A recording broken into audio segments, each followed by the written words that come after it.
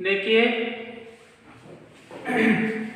Machine में किसी भी पार्ट्स को तैयार करने के बाद वो अधिक परिशुद्ध आकार में नहीं बनता है, लेकिन मशीनिंग करने के बाद भी अधिक शुद्ध साइज में बनाने के लिए एक क्रिया की जाती है, लैपिंग। ठीक है, तो मैं आज आपको लैपिंग के बारे में बताऊंगा।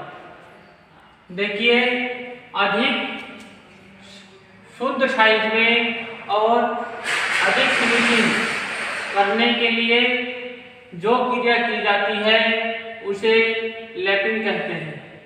यह क्रिया जाप के भीतरी और बाहरी दोनों सतहों पर की जाती है। ठीक है, यानी मशीनिंग करने के बाद जो क्रिया की जाती है उसे लैपिंग कहते हैं। अब देखिए, लैपिंग करने के लिए लैपिंग टूल्स और इक्विपमेंट, क्या क्या लैपिंग टूल चाहिए और क्या क्या सामान चाहिए। तो विभिन्न, फर्स्ट नंबर है विभिन्न आकृतियों के लैप टूल, यानी जो टूल्स के आकार होते हैं वो अलग अलग होते हैं, यानी सभी प्रकार के टूल होना चाहिए। दूसरा लिखा है लैपिंग कंपाउंड, जैसे वनस्पति तेल, मशीन तेल आदि। ठीक है, तीसरे नंबर में आता है लैपिंग प्लेट। चौथा नंबर में आता है आपका abrasive bed lapping machine, lapping compound oil, paraffin grease. ये सारे सामानों की जरूरत भी पड़ती है और टूलों की जरूरत भी पड़ती है। अगला आता है आपका कि लैपिंग क्रिया जो की जाती है ये किस उद्देश्य से की जाती है और क्यों की जाती है। तो देखिए, पहला नंबर दिया है ज्यामिति परिशुद्धता में सुधार लाना। ठीक है, दूसरा है लैपिंग द्वारा सरफेस फिनिश को संशोधित करना। तीसरा नंबर है कंपोनेंट की उच्च डिग्री की विमांकन शुद्धता प्राप्त करना। और चौथा नंबर है मैचिंग कंपोनेंट के बीच फिट की गुणवत्ता में सुधार लाना। ठीक है, तो ये उद्देश्य हो गए इनके, यानी किस उद्देश्य से लैपिंग किया जाता है। अगला पॉइंट आता है आपका लैपिंग मटेरियल। देखिए, लैपिंग क्रिया जो की जाती है यह प्रायः नरम धातु के बनाए जाते हैं। ठीक है, जैसे कास्ट आयरन हो गया, आपका पीतल हो गया, तांबा हो गया, लेड हो गया, एल्युमिनियम हो गया, टीन और कांसा। ठीक है, तो ये इस नरम धातु, ये जितने हैं सारे नरम धातु इसी के लैप मटेरियल बनते हैं। देखिए, अगला पॉइंट है कारण, यानी किन कारणों के लिए लैपिंग क्रिया की जाती है।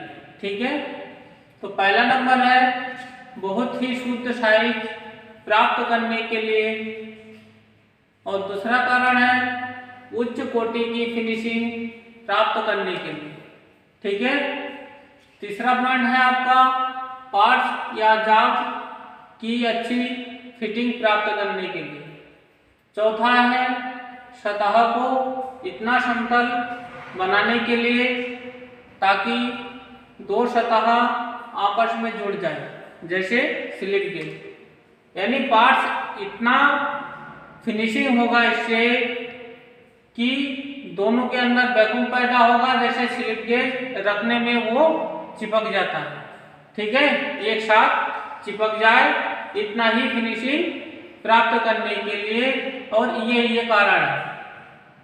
अब अगला पॉइंट आता है कि लैपिंग से हमें क्या लाभ है, यानी एडवांटेज।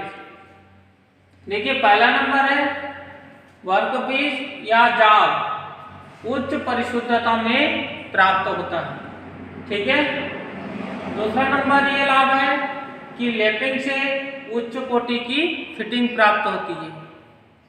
ठीक, तीसरा नंबर है लैपिंग की हुई सतह पर जंग लगने की संभावना कम रहती है। क्या कम रहता है? जंग। यदि जिस पार्ट्स में लैपिंग की हुई है वहां जंग लगने की संभावना कम होती है।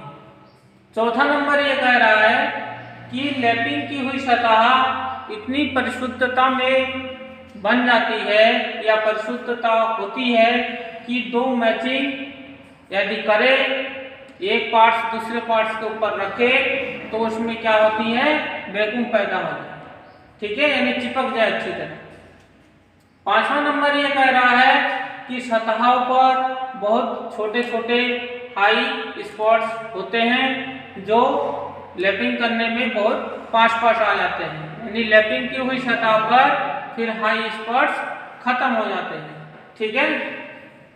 अब देखिए लैपिंग करने के लिए कुछ हमें मटेरियल की जरूरत पड़ती है, ठीक है। तो लैपिंग करने के लिए जिस पदार्थ के द्वारा हम उस पर लेप लगाते हैं और दबाव देकर उस पर रगड़ा जाता है तो उसे चार्जिंग मटेरियल कहते हैं, ठीक है। यानी लैपिंग करने के लिए कौन कौन से चार्जिंग मटेरियल की जरूरत होगी, अगला पॉइंट आता है चार्जिंग मटेरियल। देखिए चार्जिंग मटेरियल में पहला नंबर हीरा है, कोरंडम है, एमरी है, एल्युमिनियम ऑक्साइड है और सिलिकॉन कार्बाइड है। तो ये जितने चार्जिंग मटेरियल है इसमें देखिए जो कटिंग के लिए आता है यानी धातु को काटने के लिए वो सिलिकॉन कार्बाइड है, ठीक है। और जो फिनिशिंग का काम करता है वो एल्युमिनियम ऑक्साइड है, ठीक है। तो काटने के लिए सिलिकॉन कार्बाइड सबसे उत्तम माना जाता है और फिनिशिंग के लिए एल्युमिनियम ऑक्साइड जो होती है वो फिनिशिंग के लिए अच्छा माना जाता है, ठीक है। तो ये हो गया चार्जिंग मटेरियल, ठीक है। तो इनको अच्छी तरह आप याद कर लेना, क्यों कि ये परीक्षा में बहुत ही इम्पोर्टेंट चैप्टर है और ये आने की संभावना भी अधिक होती है।